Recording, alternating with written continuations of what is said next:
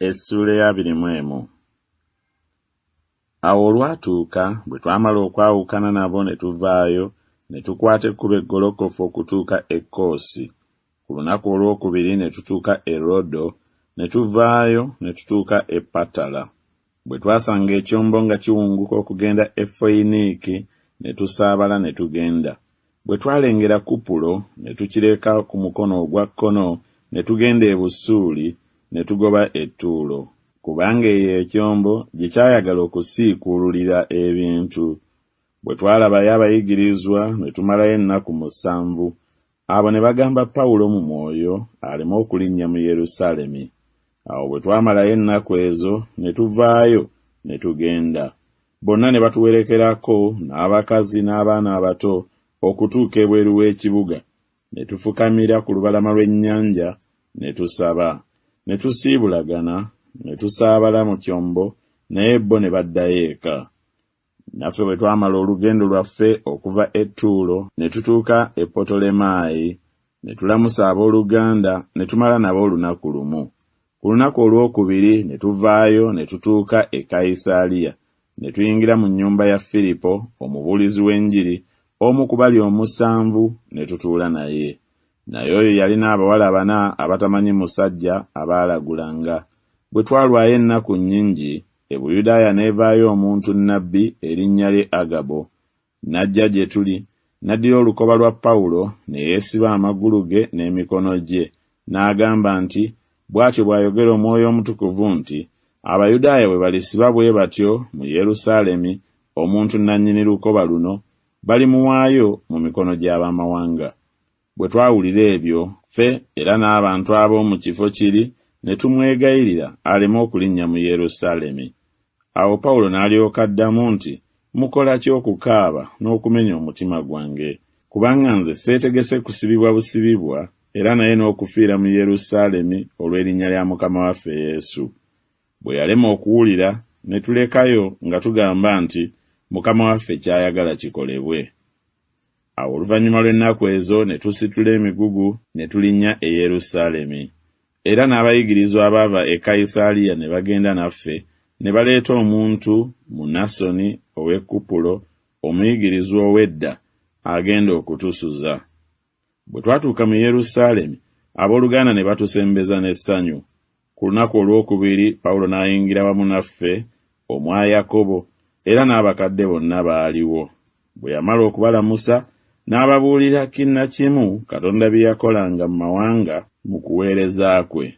Nabo bwe baawulira ne bagulumiza Katonda, ne bamugamba nti, olaba, owooluganda, 10,000 bwe ziri mu Buyudaaya abantu abakkiriza. Nabo bonna balina obuggya obw'amateeka. Abo babuulirwa ebigambo byo nti gwe oyigiriza Abayudaaya bonna abali mu mawanga okuleka Musa, ng'ogamba baleme okukomolanga abaana abato newaakubadde okutambuliranga mu mpisa. Kale kiki kino? Tebaaleme kuwulira ng'ozze. Kale kola nga bwe tukugamba. Tulina abasajja 4 abeerayirira ekirayiro. Obatwala abo otukuzibwe wamu nabo, obawe effeeza beemu emitwe. Bonna banaategeera ng'ebigambo bye baabuulirwa ku ggwe tebiriimu, naye nga naawe wennyini weegendereza ng'okwata amateeka. Naye Abaamawanga abakkiriza twawandiika ne tusala omusango nti beekuumenga mu bintu ebiweebwa eri ebifaananyi n'omusaayi n'ebitugiddwa n'obwenzi. Awo Pawulo n'alyoka atwala abantu, ku lunaku olwokubiri n'atukuzibwa wamu nabo, n'ayingira mu Yeekaalu, okulaga ennaku ez'okutukuza bwe zituuse, okutuusa ekiweebwayo lwe kyaweebwayo olwa buli omu ku bo. Awo ennaku 7 bwe zaali zinaatera okutuuka, Abayudaaya abava mu Asiya ne bamulaba mu Yeekaalu, ne basasamaza ekibiina kyonna ne bamukwata nga boogerera waggulu nti, abasajja Abayisirayiri, mutuyambe! Ono ye muntu oli ayigiriza bonna buli kifo obubi ku bantu ne ku mateeka ne ku kifo kino. Era nate aleese Abayonaani mu Yeekaalu, ayonoonye ekifo ekitukuvu. Kubanga baali bamaze okulaba Tulofimo Omuefeso ng'ali naye mu kibuga, ne bateerera nti Pawulo amuleese mu Yeekaalu. Ekibuga kyonna ne kyegugumula, abantu ne bakuŋŋaana mbiro, ne bakwata Pawulo ne bamuwalula okumufulumya ebweru wa yeekaalu. Amangu ago enzigi ne ziggalwawo. Bwe baali basala amagezi okumutta, ebigambo ne bituuka ku mwami omukulu w'ekitongole eky'abaserikale nti Yerusaalemi kyonna kyefuukudde. Amangu ago n'atwala abaserikale n'abaami n'aserengeta gye baali mbiro. Nabo bwe baalaba omwami omukulu n'abaserikale ne baleka okukuba Pawulo. Awo omwami omukulu n'alyoka asembera n'amukwata n'alagira okumusibya enjegere 2 n'abuuza nti y'ani ne kyakoze ki. Abamu ab'omu kibiina ne boogerera waggulu bulala abalala bulala. Bw'ataayinza kutegeera mazima olw'okuleekaana n'alagira okumutwala mu kigo. Bwe yatuuka ku madaala n'alyoka asitulibwa abaserikale olw'amaanyi g'ekibiina, kubanga ekibiina ky'abantu baali bagoberera nga boogerera waggulu nti mutte. Pawulo bwe yali anaatera okuyingizibwa mu kigo n'agamba omwami omukulu nti kirungi mbeeko kye nkubuulira.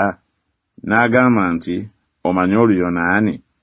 Kale si ggwe mu Misiri oli mu nnaku ezaayita eyajeemesa abantu 4,000 ku batemu bali n'abatwala mu ddungu? Naye Pawulo n'agamba nti nze ndi muntu Muyudaaya ow'e Taluso eky'omu Kirukiya, si wa mu kibuga ekitali kimanyifu, era nkwegayiridde ndeka njogere n'abantu. Bwe yamukkiriza, Pawulo n'ayimirira ku madaala n'awenya n'omukono abantu. Bwe baamala okusiriikirira ddala n'ayogera mu lulimi Olwebbulaniya ng'agamba nti